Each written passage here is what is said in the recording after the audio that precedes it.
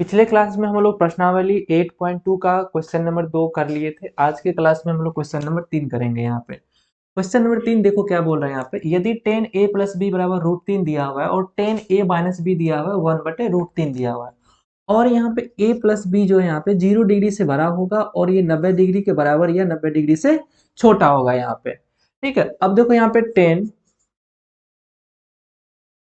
a plus B बराबर कितना दिया हुआ है तुमको, √3 दिया हुआ है। अब देखो यहाँ पे हम क्या करते हैं, इधर टेन थीट, अगर यहाँ टेन है, अगर इस साइड टेन है तो इस साइड भी हम टेन के फॉर्म में लिख देते हैं। यहाँ पे देखो यहाँ पे टेन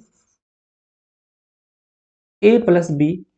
अब देखो यहाँ पे, अब देखो यहाँ पे टेन में वैल्यू √3 कब होता है, जरा बताओ। यहाँ पे टेन में वैल्यू √3 कब होता है। यहाँ पे तो यहाँ पे क्या होता है, यहाँ पे टेन में वैल्यू जो होता है ये 60 डिग्री पे √3 होता है यहाँ पे।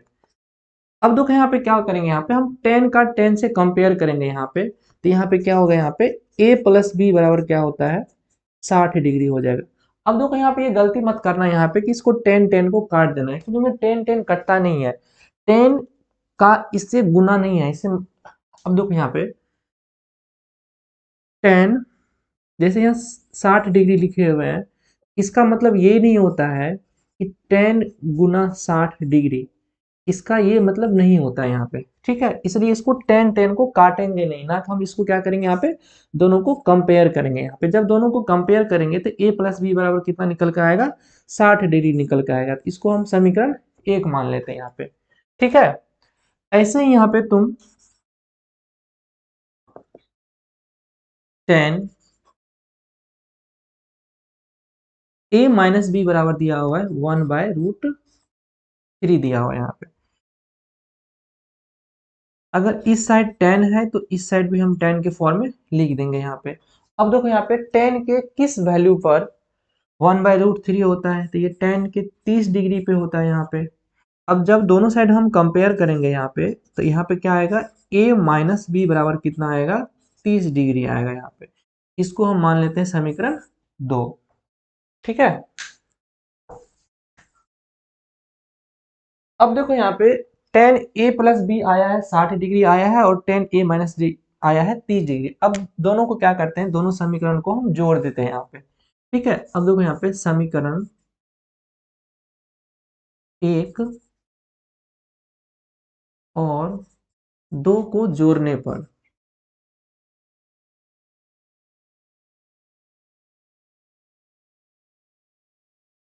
जब समीकरण 1 और समीकरण 2 को जोड़ेंगे तो क्या होगा, देखो यहाँ पे a प्लस बी बराबर कितना दिया हुआ है तुमको, 60 डिग्री दिया हुआ है, और a माइनस बी कितना दिया हुआ है, 30 डिग्री दिया हुआ है। a माइनस बी कितना दिया हुआ है, 30 डिग्री दिया हुआ है।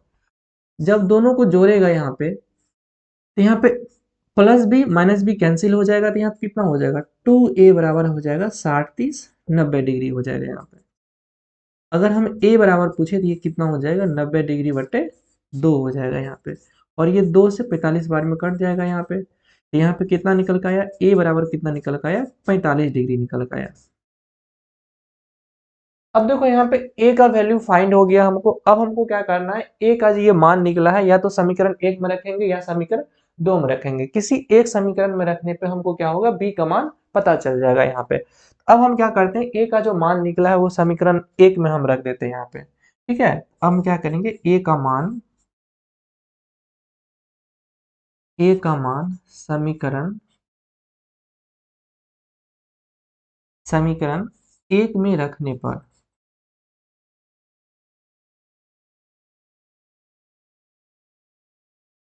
जब हम समीकरण 1 में रखेंगे तो यहाँ पे क्या हो जाएगा, एक जगह हम क्या रखेंगे, 45 डिग्री रखेंगे यहाँ पे। तो पहले समीकरण 1 लिख लो यहाँ पे कि a प्लस बी बराबर कितना दिया हुआ है तुमको, 60 डिग्री दिया हुआ है, और हम एक जगह क्या रखेंगे, यहाँ पे 45 डिग्री रखेंगे, और हम b को एज इट इज छोड़ देते हैं, तो 60 डिग्री हो गया यहाँ पे।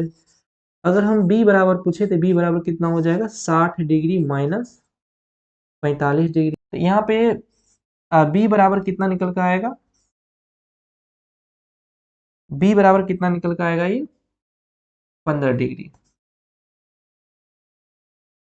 अब देखो यहाँ पे a बराबर 45 डिग्री निकल का आया और b बराबर कितना, 15 डिग्री। यही हमसे पूछ रहा है कि a और b का मान ज्ञात कीजिए यहाँ पे। तो हमको लिख देना, फाइनली यहाँ लिख देना है, अतः